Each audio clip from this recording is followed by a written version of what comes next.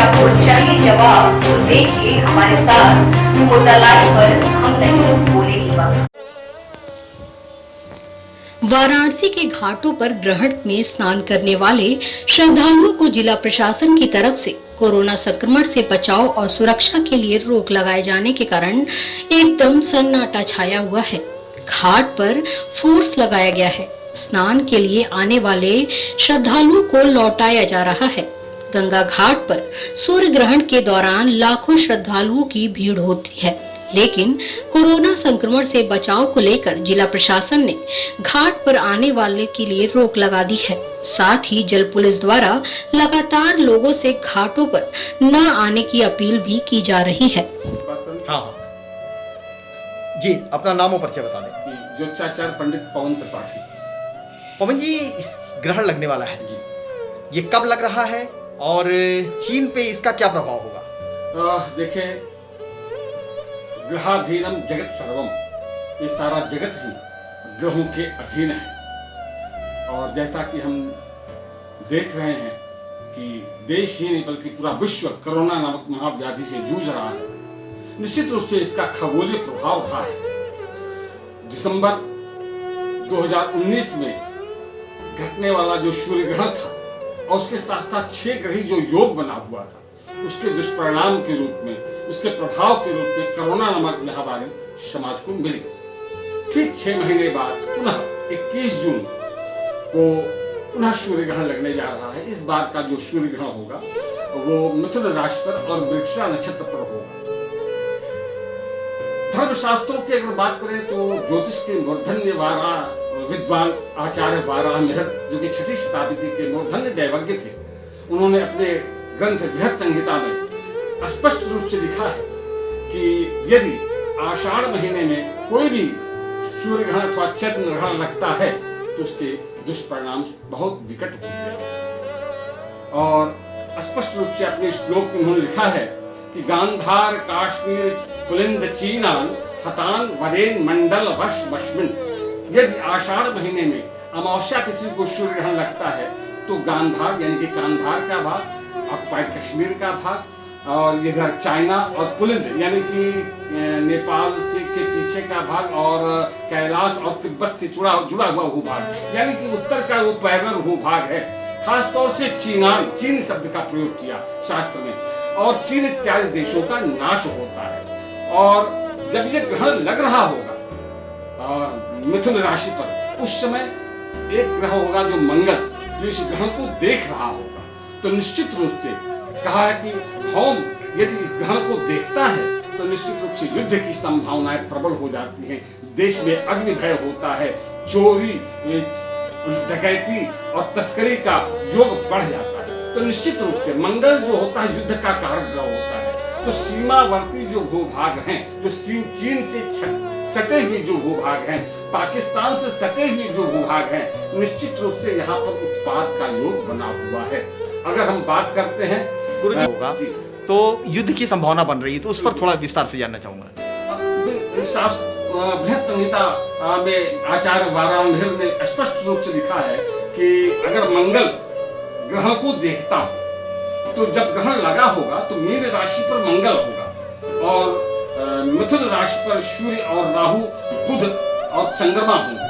तो निश्चित रूप से जब मंगल उस ग्रहण को देखेगा, मंगल जो है अग्नि कारक ग्रह है, युद्ध का ग्रह माना गया है, विस्फोट का ग्रह माना गया है, भूकंप इत्यादि जो प्राकृतिक आपदा है इनका कारक ग्रह माना गया। तो निश्चित रूप से अगर युद्ध हुआ तो आग्नेयास्त्रों का प्रयोग हो सकता है, या चीन से सटे हुए भूभाग में भूकंप आ सकता है, या कोई बहुत बड़ा विनाशकारी उत्पात उस भूभाग में हो सकता है, या चीन के अंदरूनी मामलों में कुछ असंतोष व्याप्त हो सकता है।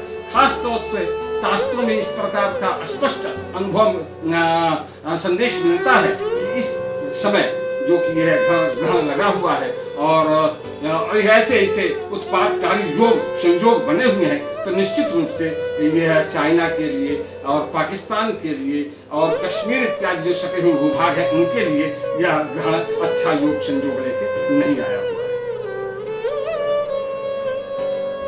जी गुरुजी, ये जानना चाहूंगा कि नुकसान किसको होना है ज्यादा? बिल्कुल, ये ग्रहों का जो योग बना हुआ है, अगर हम वृहत संहिता की बात करें, आचार्य प्रवर की बात करें हम वाराह मिहिर की, तो निश्चित रूप से उन्होंने जो बताया है कि चीन इत्यादि देशों का नाश होता है, तो निश्चित रूप से जब शत्रु का नाश होता है तो निश्चित रूप से कि भारतवर्ष का उदय होगा और इसके लीडिंग फेस के रूप में होगा, इसकी लीडिंग पर्सनालिटी होगी भारत की, जिसका नाश होता है वो बैक फुट पे जाता है।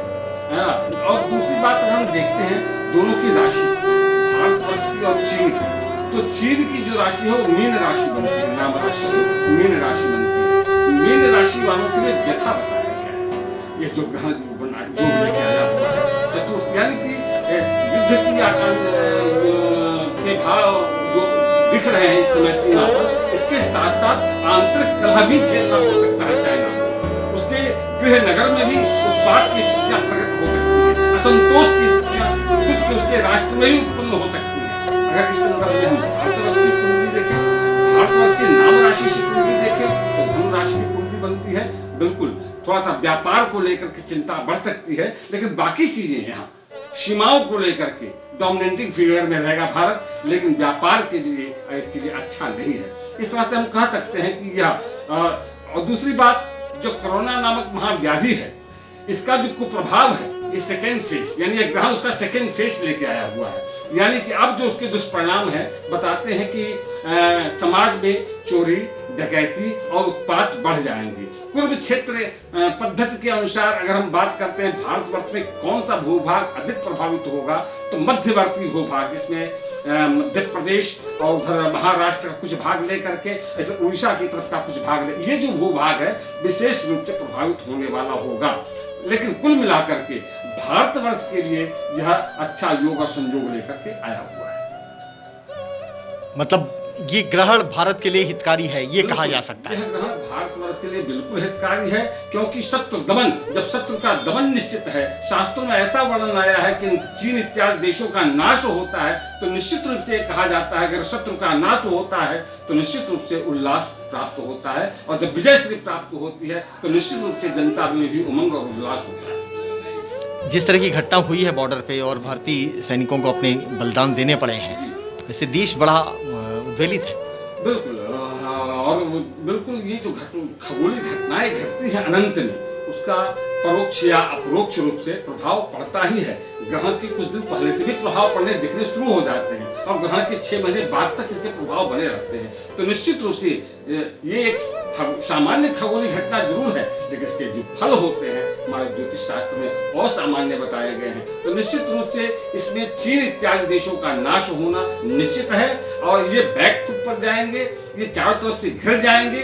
केवल भारत ही नहीं परंतु पूरा विश्व इनको घेर लेगा, और इसको इसके एक तरह से सीमाओं को लेकर भी, व्यापार इत्यादि को भी लेकर भी, और आंतरिक असंतोष को भी लेकर के चाइना को काफी संघर्ष करना पड़ सकता है। और निश्चित जब ऐसी स्थितियां शत्रु पक्ष के खेमे में होंगी तो भारतवर्ष में अच्छा ही उसका प्रभाव देखने को मिलेगा। भारत की अगर हम बात करते हैं तो खास तौर से व्यापार और जो जीडीपी है इसको लेकर के, इकोनॉमिक सेक्टर को लेकर के तो मंथर गति रहेगी, गति धीमी हो सकती है। जैसा कि दिसंबर में जो ग्रह योग बने थे उसमें 6 ग्रह लॉक हो गए थे, एक ही राशि पर 6 ग्रह बैठ गए थे, यानी एक ही भाव में बैठ गए थे, लॉक हो गए थे। लेकिन इस समय जो 21 जून को ग्रहण लगने जा रहा है इसमें लॉक की स्थिति नहीं है, इसमें खुले हुए ग्रह हैं, ग्रह स्प्रेड हैं, ग्रह फैले हुए हैं, लेकिन उनकी गति धीमी है। धीमी गति के कारण वह वक्र गति से जाने जा रहे हैं। तो निश्चित रूप से जो विकास होगा, जो क्रियाकलाप होगा वो धीमी गति से चलेगा। यह भारत के लिए हो सकता है, लेकिन अगर सीमाओं की बात करें, अपने शत्रुओं की बात करें जो सीमाओं पर हैं, उस पर भारत की स्थिति लीडिंग पर्सनालिटी के रूप में होगी, इसमें कोई शक नहीं।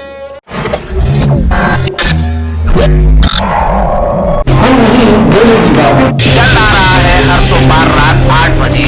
सवालों की भीड़ से घिरे आपको चाहिए जवाब, तो देखिए हमारे साथ मुद्दा लाइव पर